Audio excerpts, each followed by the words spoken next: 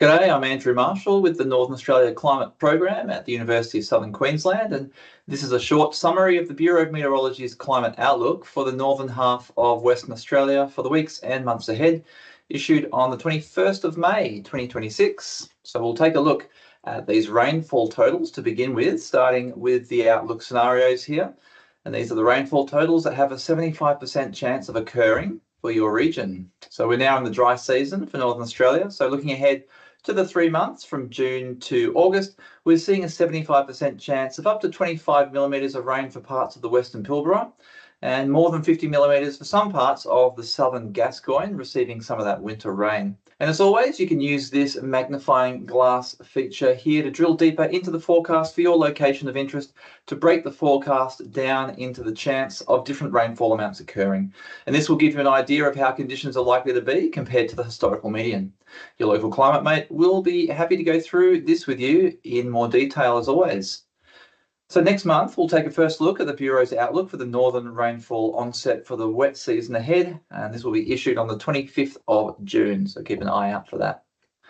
Okay, now let's look at the temperatures, and the differences from average for maximum temperature here show warmer conditions for the northern half of Western Australia for the 2 weeks from the 25th of May to the 7th of June.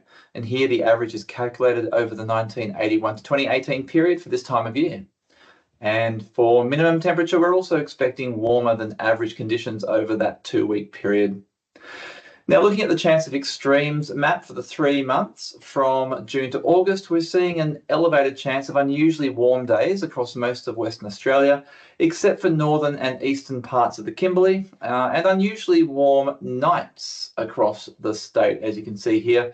And by unusually warm, we mean the highest 20% of historical temperature records for this time of year, based on the 1981 to 2018 period. Now, remember, these long-range forecasts for rainfall and temperature provide the best guidance for local climate, so that is our focus here as always. And these forecasts consider all ocean and atmosphere conditions that affect seasonal weather and climate.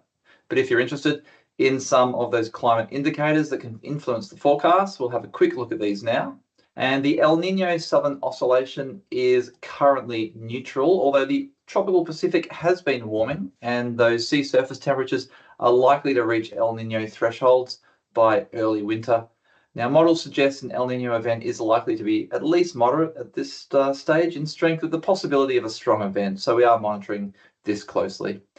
And the sea surface temperatures for the Bureau's outlook here show the development of those El Nino conditions across the central and eastern Pacific regions, with strong warming in the forecast for June to August. And sea surface temperatures for much of the Australian region also remain warmer than average in the forecast. Now, the Indian Ocean Dipole, the IOD, is neutral, with most model forecasts indicating it will remain neutral until at least early winter. And the Madden-Julian Oscillation, the MJO, is weak. The forecast suggests it may re-strengthen over the Western Pacific and Western Hemisphere in the next week. And when it's in the Western Hemisphere, the MJO can reduce rainfall over large parts of Queensland in particular. Now, the Southern Annular Mode, or the SAM, is currently neutral and is forecast to remain mostly neutral into early June. And now, turning to the pasture growth outlook from long paddock for the 3 months from May to July. Not too much happening up north at this time of year, of course, but some of the western and eastern regions are expected to see varying amounts of pasture growth in response to the recent and forecast rainfall in the months ahead. And finally, don't forget to visit the NACP Cattle Comfort Index prototype forecast at nacp.org.au for information on how heat stress conditions are likely to vary over Northern Australia in the days ahead. Now, index values between 30 and 35 degrees represent moderate stress to cattle. Values between 35 and 40 degrees represent severe stress, and values above 40 degrees are considered extreme. And you can explore other forecast products there and read a whole lot more about the Northern Australia Climate Program at nacp.org.au. So as always, for more information and updates, visit the Bureau's climate pages at bom.gov.au. If you have any questions about weather and climate conditions, including recent and current extreme events, or the use of climate information, please reach out to your local climate mate. Stay safe and see you next time.